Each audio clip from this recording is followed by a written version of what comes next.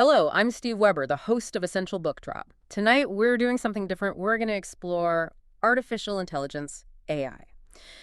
So it's not about books per se, but perhaps the beginning of the book, a creative process. Or in some cases, perhaps it's the uncreative process. As always, I'm joined by my co-host, Cassandra. Good evening, Cass. I'm good, Steve. You ready to jump in? We are jumping in, deep into this source material. We're focusing today on how AI is really shaking things up professionally. Right. How we learn, how we prove we know things. Exactly, and how, credibility can just vanish. So our mission is pretty straightforward to figure out the real risks, the benefits of generative AI. And we're looking at these cases involving professors, doctors, students, people actually grappling with it. Right, what works, what really, really doesn't. And one thing that jumps out immediately, I think, from the sources is this. Well, there's a hypocrisy. You see institutions making rules against AI, while the very people making the rules get caught using it themselves. That's the irony, isn't it? And it runs right through our first segment. Some of these stories are, honestly, kind of funny. Yeah. Like this business professor at Northeastern. This person was, well, caught red-handed using ChatGPT. For what exactly? For lecture notes, and even for writing the feedback on student assignments. Wow. Okay, that's bold. Trying to outsource the thinking. Totally.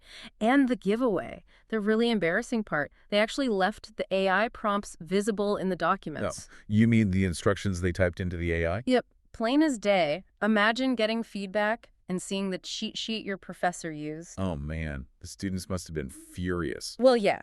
The reaction was quick. One student publicly demanded a full tuition refund, saying, they paid for a human education, not a machine. Did they get it? No, the refund didn't happen. But the professor had to make a public statement, admit they weren't transparent. It shows the pressure, right? Even for experts. That pressure definitely leads to mistakes. Yeah. Big ones. Like that agricultural professor, the one who used AI for grading essays. Oh, right. That was a disaster. Yeah. Apparently failed the entire class. Gave them all X grades based on what ChatGPT decided. A whole class. Yikes. And the backlash wasn't just about the grades, was it? No, it was about the professor just trusting this tool for such a huge decision without really checking it. And this secrecy thing, it isn't just in universities. No, definitely not. The sources mention commercial writers, too.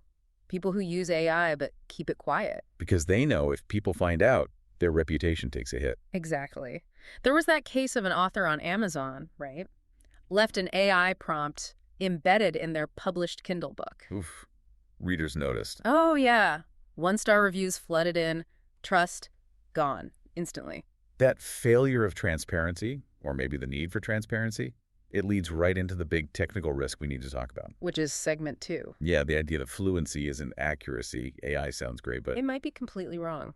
So why is trusting it so dangerous if you, the user, don't already know this stuff? Well, it's because AI doesn't write like a struggling student making obvious errors. It writes like an authority. Yeah. It's confident. Overly confident, maybe. Exactly. That's the hallucination problem. The writing is smooth, persuasive, sounds totally legit, but the facts underneath, they can be just made up. That confidence is the tricky part. The sources had examples, didn't they? Yeah, like AI confidently stating the Battle of Hastings was 1077. When it was 1066. Right. Or saying pandas are carnivores. Yeah. Or that Shakespeare wrote, 42 plays? Instead of 37, 38, something like that. And if you don't know any better... Well, if you just accept it, the professional tone makes the error invisible. This is where we get the idea of an expertise firewall. Okay, explain that. Expertise firewall. If you're already an expert in the subject, AI can be a useful tool, a lever. But if you're a novice, it's more like a trap. Okay, let's use an example, the medical one from the sources. Say a cardiologist uses AI to help draft a patient pamphlet about coronary surgery. Right, and the AI, maybe using iffy data, writes that the bypass surgery takes only 90 minutes. Which sounds fast, impressive maybe. But the cardiologist, who's done hundreds of these, knows immediately that's wrong. Instantly. They know it actually takes 3 to 5 hours. So they catch it, delete it, fix it.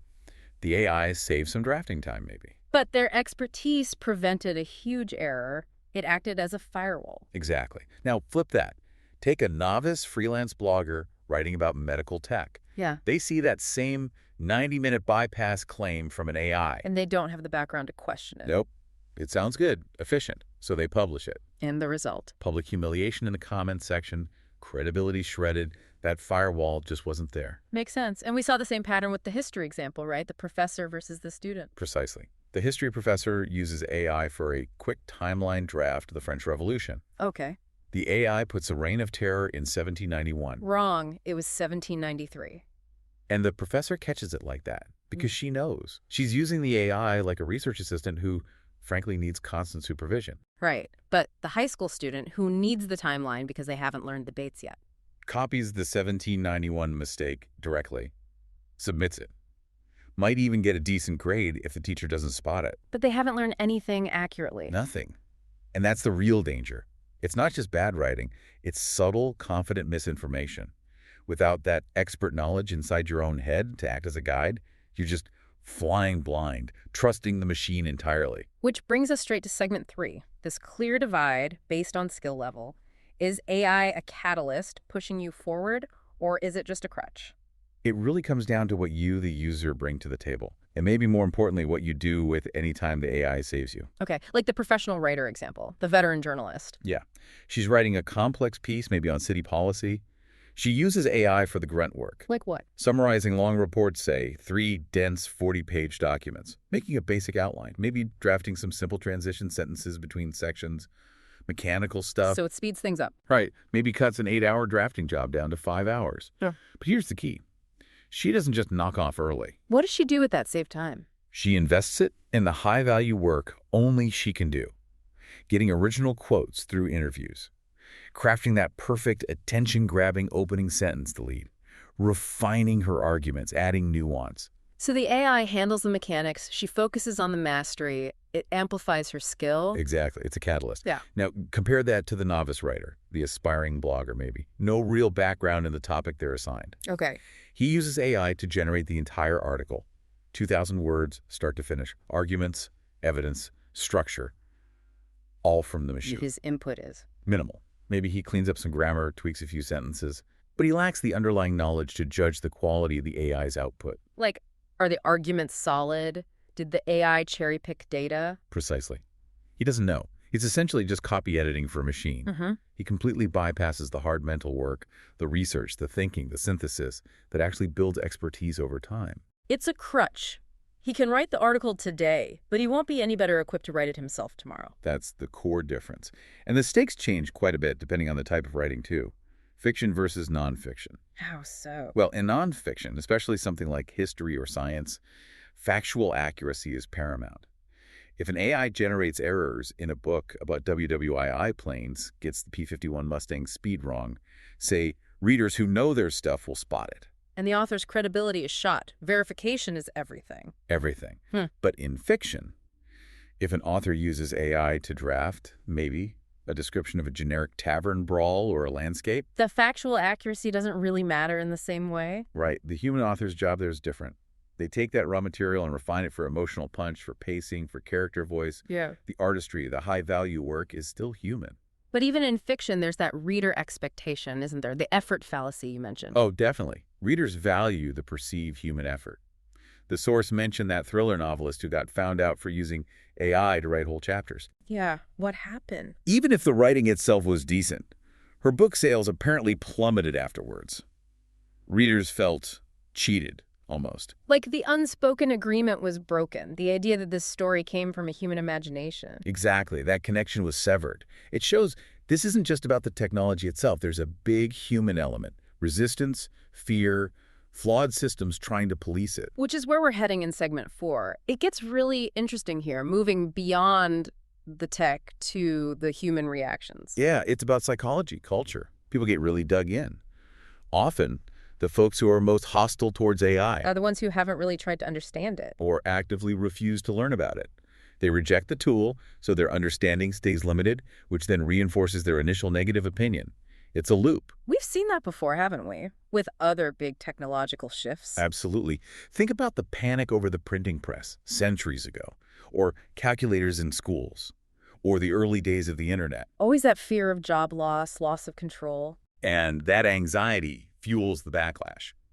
Unfortunately, the methods used to control or detect AI use are often, not great. You mean the AI detection software? Like Turnitin, GPT-0? Yeah, The sources are pretty clear. Yeah. They're unreliable, deeply flawed in many cases. How so? What's the problem? They have really high rates of false positives. They wrongly flag human writing as AI generated. Seriously, who gets flagged? Disproportionately, it seems to be non-native English speakers.